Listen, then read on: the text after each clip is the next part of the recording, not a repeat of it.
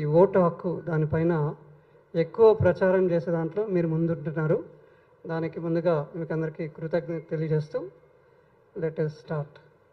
ఇప్పుడు ఎస్ఐఆర్ అనేది మన రాష్ట్రంలో కంబైన్డ్ రాష్ట్రంలో ఇంతకుముందు 2002లో చేయడం జరిగింది. Special intensive revision, special summary revision అనేది కూడా ప్రతి సంవత్సరము చేస్తూ ఉంటాం.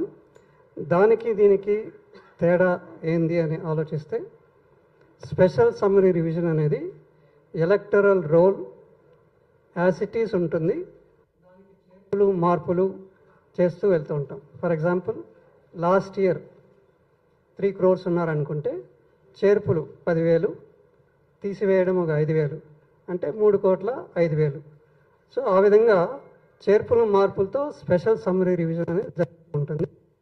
స్పెషల్ ఇంటెన్సివ్ రివిజన్ అనేది పూర్తిగా ఎలక్టరల్ రోల్ ఏదైతే ఉందో దాన్ని ప్రక్షాళన చేయడం, లేకపోతే పూర్తిగా తీసేసి కొత్త రోల్ని తయారు చేయడం అనేది దీని యొక్క ఉద్దేశం.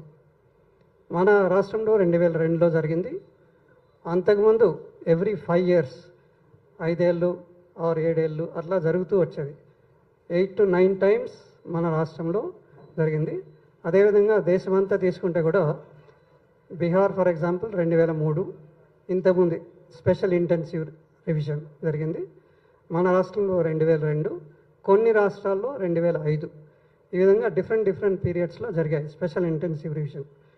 ఇప్పుడు కొత్తగా వచ్చిన ఎలక్షన్ కమిషనర్ గణేష్ కుమార్ గారు, ఆయన స్పెషల్ ఇంటెన్సివ్ రివిజన్ అనేది చేపట్టాలి అని చెప్పేసి దీన్ని తీసుకోవడం జరిగింది. దీని యొక్క ముఖ్య ఉద్దేశం మన యొక్క ఎలక్టరల్ రోల్లో చాలా మార్పులు చేర్పులు అవన్నీ కూడా చేయకపోవడం, చనిపోయిన వాళ్ళ పేర్లు తీయకుండా అలానే ఉంచడం, తర్వాత వేరియస్ అదర్ కారణాల వల్ల ఇట్ రిక్వైర్స్ క్లెన్సింగ్, అంటే పూర్తి ప్రక్షాళన చేయాలనేది ఉద్దేశంతో ఇప్పుడు స్పెషల్ ఇంటెన్సివ్ రివిజన్ మన రాష్ట్రంలో చేపట్టడం జరిగింది. మన రాష్ట్రంతో పాటు ఇంకా 17 రాష్ట్రాలు ఈ విడతలో చేపడుతున్నాము. ఇంతకుముందే 12 రాష్ట్రాలు ప్లస్ బీహార్ 13 రాష్ట్రాల్లో ఈ స్పెషల్ ఇంటెన్సివ్ రివిజన్ అనే ప్రోగ్రాం పూర్తి చేయడం జరిగింది. ఇప్పుడు మన రాష్ట్రంలో కూడా అందులో భాగంగా మనది పంజాబ్, మా 2 కలిపి, తర్వాత ఆంధ్రప్రదేశ్ ఒక 10 రోజుల ముందు, తర్వాత కొన్ని కర్ణాటక, మహారాష్ట్ర 5 రోజుల తర్వాత, ఆ విధంగా ఒక డిఫరెంట్ విడతల్లో చేపడుతున్నారు. సో ఈ స్పెషల్ ఇంటెన్సివ్ రివిజన్లో 2-3 ఫేజ్లు ఉంటాయి. ఫస్ట్ తీసుకుంటే ఎన్యుమరేషన్ ఫేజ్. ఎన్యుమరేషన్ ఫేజ్ అంటే ప్రతి ఒక్కరికి ఎలక్టరల్ రోల్ సంబంధించిన అది ఎన్యుమరేషన్ ఫామ్ ఏదైతే ఉందో, ఎన్యుమరేషన్ ఫామ్ ఇలా ఉంటుంది. ఇది ఎన్యుమరేషన్ ఫామ్. ఈ ఎన్యుమరేషన్ ఫామ్ని ఎన్యుమరేషన్ పీరియడ్ అది ఎప్పుడు మన రాష్ట్రం తీసుకుంటే జూన్ 25 నుంచి జూలై 24 వరకు ఈ ఎన్యుమరేషన్ ఫేజ్ అంటాము. ఎన్యుమరేషన్ ఫేజ్లో ఇటువంటి ఎన్యుమరేషన్ ఫామ్ను ప్రతి ఒక్క పౌరుడు ఎవరైతే 2000 ఇప్పటివరకు 2026 జూన్ 10 వరకు ఎవరి పేర్లు అయితే మన ఎలక్టరల్ రోల్లో ఉన్నాయో 3,38,00,000 మంది పైచిలుకు 3,38,00,000 మంది వాళ్ళకి ఈ ఎన్యుమరేషన్ ఫామ్స్ అనేది ప్రింట్ చేయడం జరిగింది. ప్రతి ఒక్కరికి ఇంటింటికి, ఇంట్లో 5 మంది ఉంటే 5 ఎన్యుమరేషన్ ఫామ్స్ ప్లస్ 5 అంటే 10 ఎన్యుమరేషన్ ఫామ్స్ ఆ ఇంటికి ఇవ్వడం జరుగుతుంది.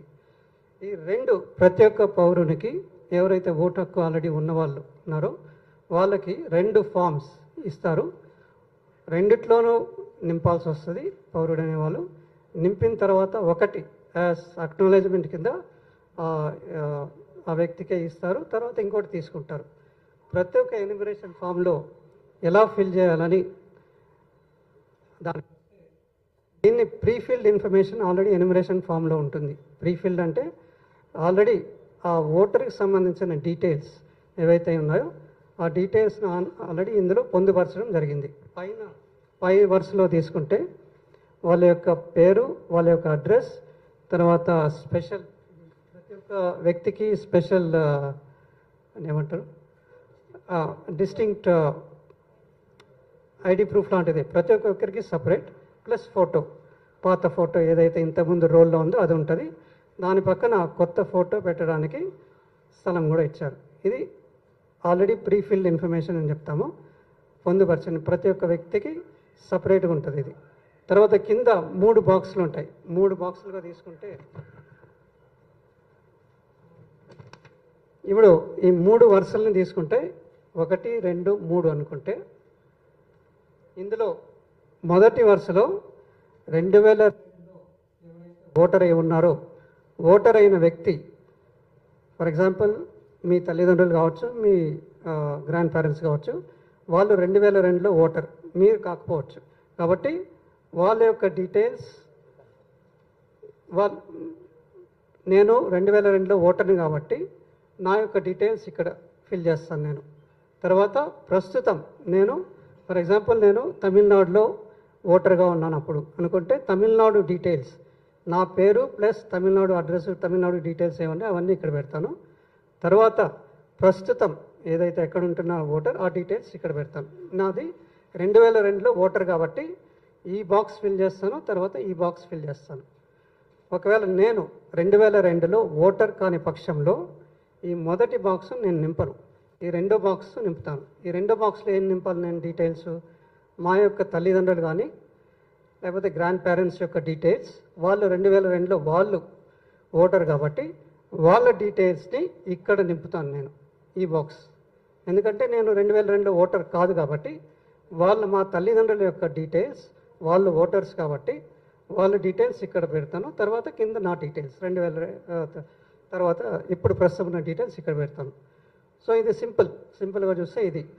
ఒకవేళ నాకు 2002లో ఓటర్ కాదు నేను, మా తల్లిదండ్రులు కూడా 2002లో ఓటర్స్ కారు, లేకపోతే ఆయన కూడా నాకు డీటెయిల్స్ తెలియవు, వాళ్ళు లేరు, కాలం అయిపోయారు, నా డీటెయిల్స్ తెలియనప్పుడు పై 2 బాక్స్ కూడా ఖాళీ పెట్టి ప్రస్తుతం ఏది డీటెయిల్స్ ఉన్నాయో అవి మాత్రమే ఫిల్ చేస్తాను ఇది ఇక్కడ.